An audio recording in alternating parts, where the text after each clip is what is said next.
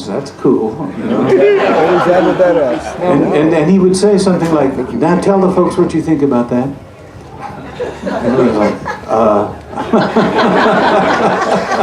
But what he was saying was, this is show business.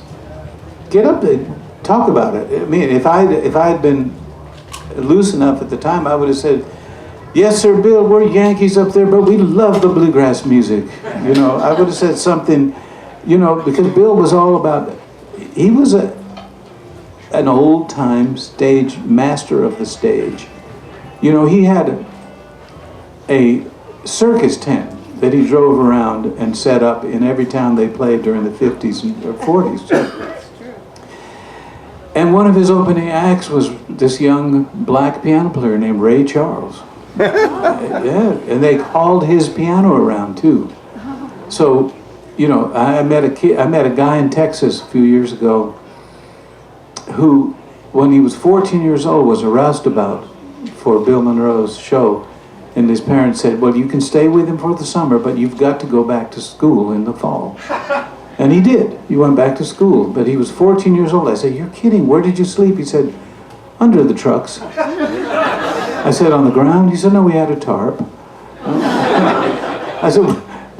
I said, did you have a change of clothes? He said, no, just a t-shirt and jeans, you know. I said, where'd you wash up? He said, restaurants. So he said it was the best experience of his life.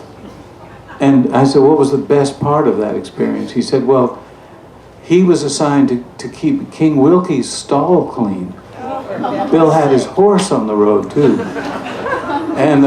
And he said the best moment for him was one day he was in there sweeping the stall. If anybody's ever done that kind of work, it's kind of funky, but and he was sweeping and shoveling and taking care of King Wilkie, Bill's horse that he rode on stage. He rode it on stage. He was a showman. He knew how to do it. And he said one day Bill Monroe came in and without a word picked up a broom and started sweeping and shoveling next to him. And I said, well, what did it make you feel? He said, it made me feel I could do anything in life. So, you know, the Zen master. Now, when you went off with Richard Green, the fiddle player at the time, and formed C-Train, did Bill ever hear it? I imagine. Yeah. What do you figure he thought of it? Oh, I have no idea. Well, I know one time, and Sam Bush still teases me about this. I've told Sam all my stories, and he makes them haunt me. You know, for instance, Tex Logan, it would be like, we've got a 7 o'clock set up here, and it's 1 in the afternoon down in Madison, New Jersey, and you'd hear Pete outside you'd hear Tex outside my bedroom that he was so kind enough to give me for extended stays. So, Pete, get up out of the bed. We've got a show to do. You know, it was like, we've got to get on the road. I don't know why I mentioned that. Is that a story? Well, anyway, the C-Train. What did you think of C-Train? Earthupper was first, though. I've sort of lost the train of thought here. What about Tex Logan? Well, Tex Logan drifted in somehow. Oh, Tex was there my first night with Bill Monroe. Tex was the second, the lead fiddler. Gene Lowinger was the second fiddler. So Tex was always my sounding board. And they used to have an expression down at Tex's house when I was in town, red roans in the stall.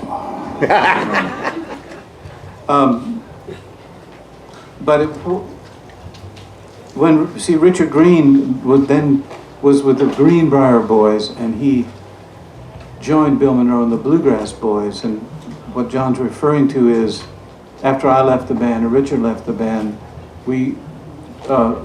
Richard went with Jim Queskin's Jug Band, and I went with David Grisman in a band called Earth Opera.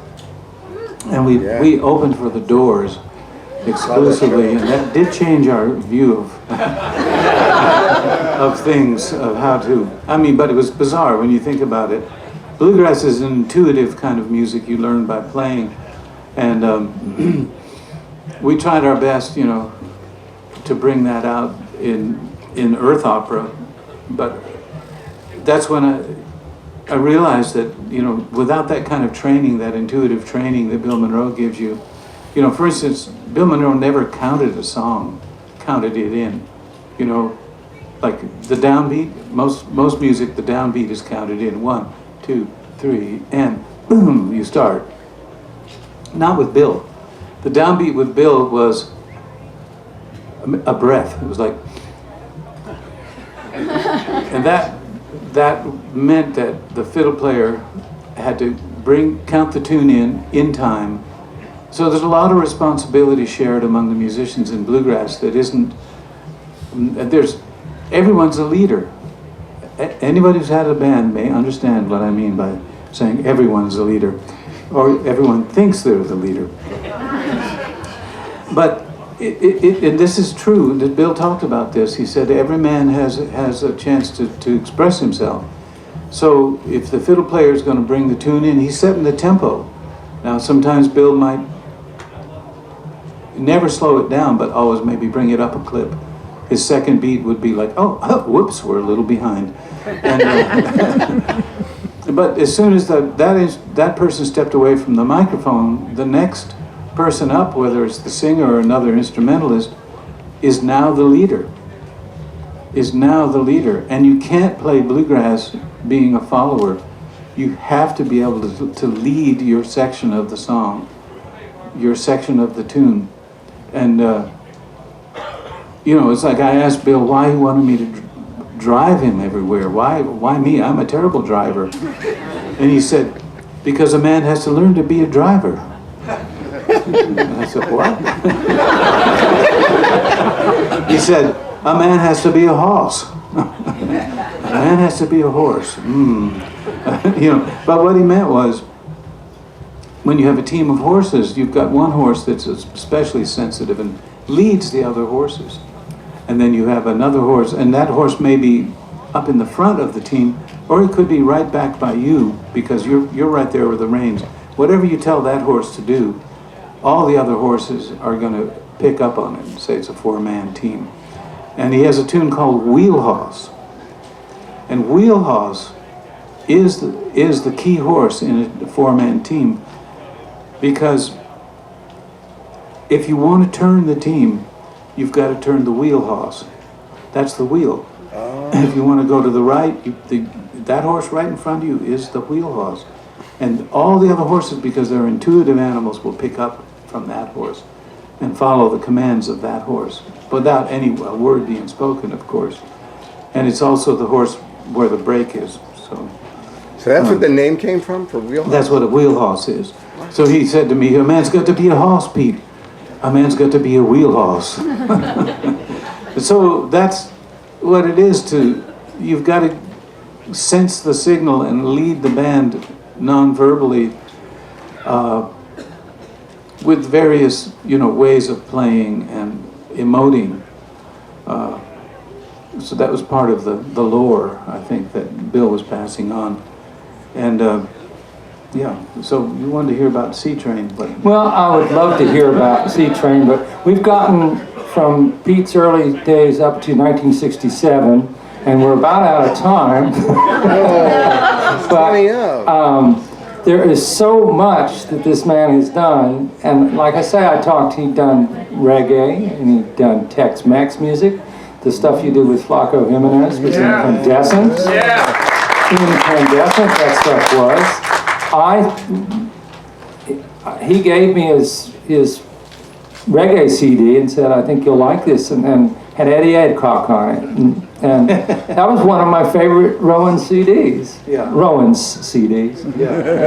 And so, with the few minutes that we have left, could you maybe give us a little sound of what your parting shot would be to this audience for the day, and remind them all to come hear you at 7 o'clock on the stage up top of the hill, with the Bluegrass Band with him. And I just love these analogies you give about the meaning of teamwork. Yeah. because that's what bluegrass is, that's what bands are. So Yeah. thank you very much for that. Yeah. He used to speak about you pass off. You say what you have to say, and then you pass off the music to the next person. I think that's a good way to look at it. But just one word about the C Train is that they were members of a band called the Blues Project, and we were lucky enough to go to England and be recorded by George Martin for Capitol Records. And during those days, you know, it all seemed to be just a miracle taking place. Being young and unemployed, it was good to have some kind of a little income. But then we fell into the trap of the music business too, because what you don't realize is you actually are making money for a bigger company the more publicity you get, and that's a whole other area of compromise. That you just, now your phone bill's paid, and wow, you're getting a car.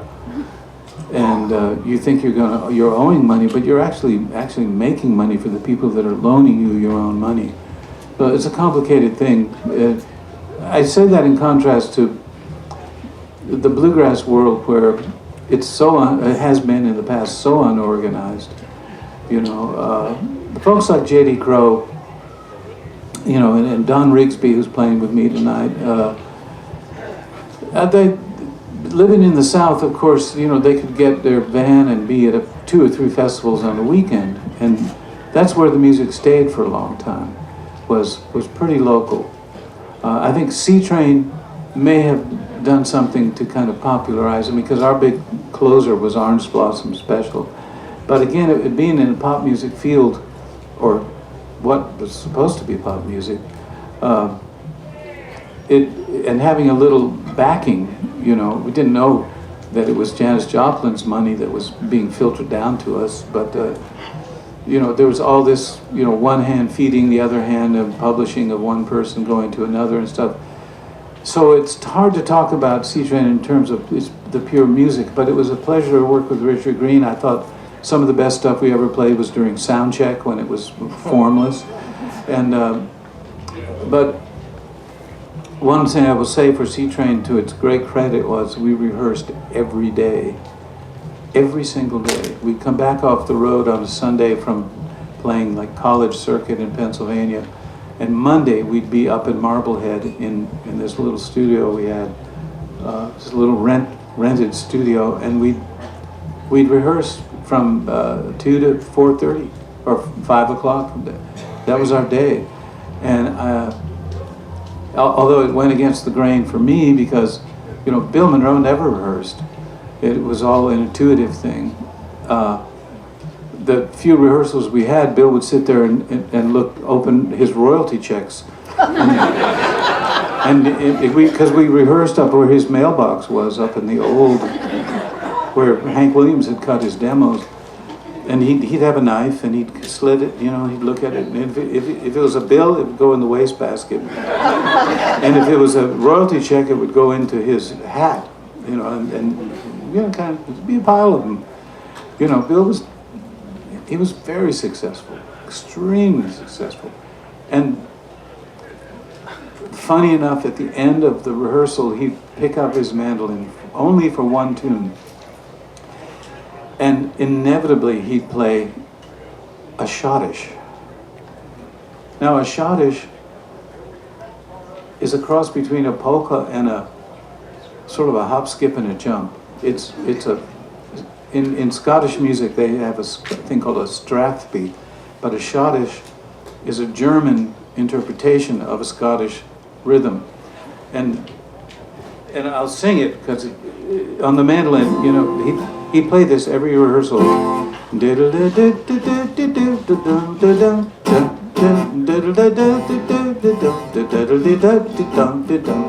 But it was all the diddle-diddle triplets that he was trying to instill in us, because bluegrass is full of these wonderful triplets, they're called.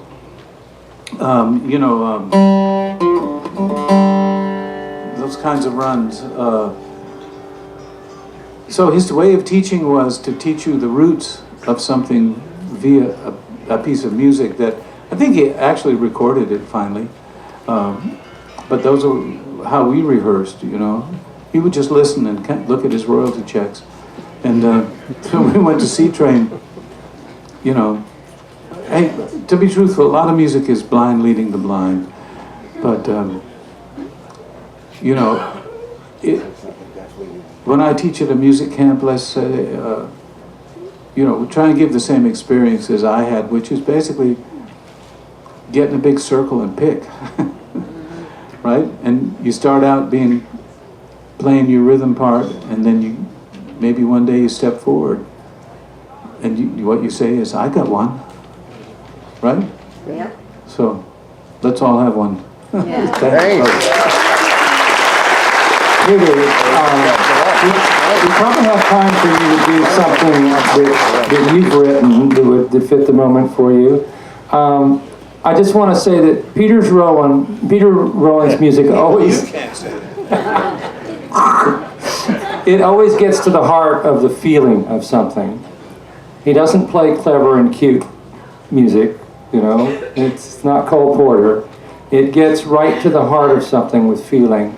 And he also plays the notes that need to be played. He doesn't always add a lot of hot licks that are, you know, he designs his music to make you feel something rather than to impress you. And that's what always has gotten to the heart of it and made everyone respond to the various kinds of music. All have that same thread of getting a feel to them, and he has rhythm in everything he does. His singing phrasing, his lead guitar phrasing has rhythm. His rhythm playing for the Department of the Redundancy Department has rhythm. My rhythm has rhythm? Hey, thank you. That's a compliment. Thank you, John. Yeah, how do I see myself? More as a storyteller, maybe. More as my big hero has been Jack Elliott, Ramblin' Jack. And when I first heard him over in Harvard Square, telling those stories, you know, about Woody Guthrie, and it just seemed to be, I wanted to be part of that story, you know, part of the world. This is the title cut of my new record called Carter Stanley's Eyes.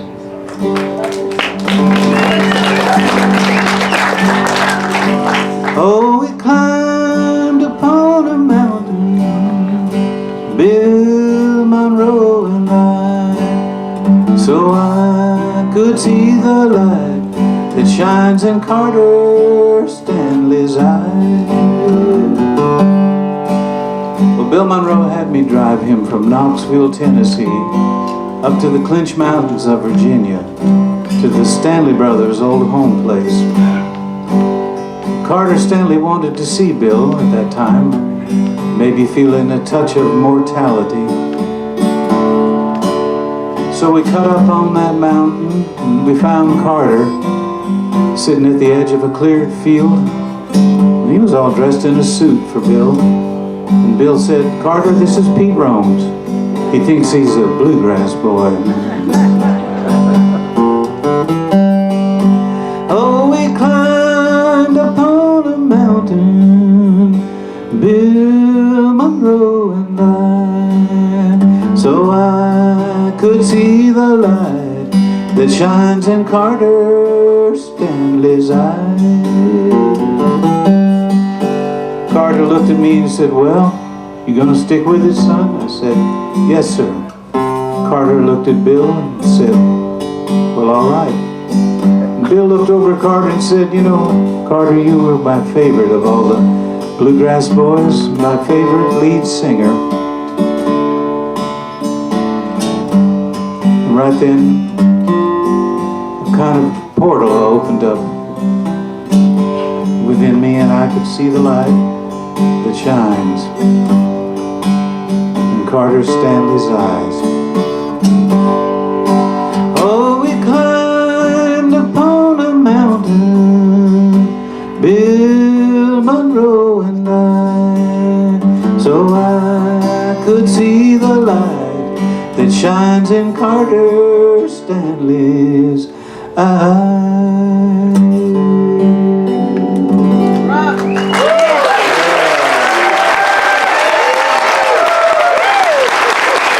Rowan. Yeah.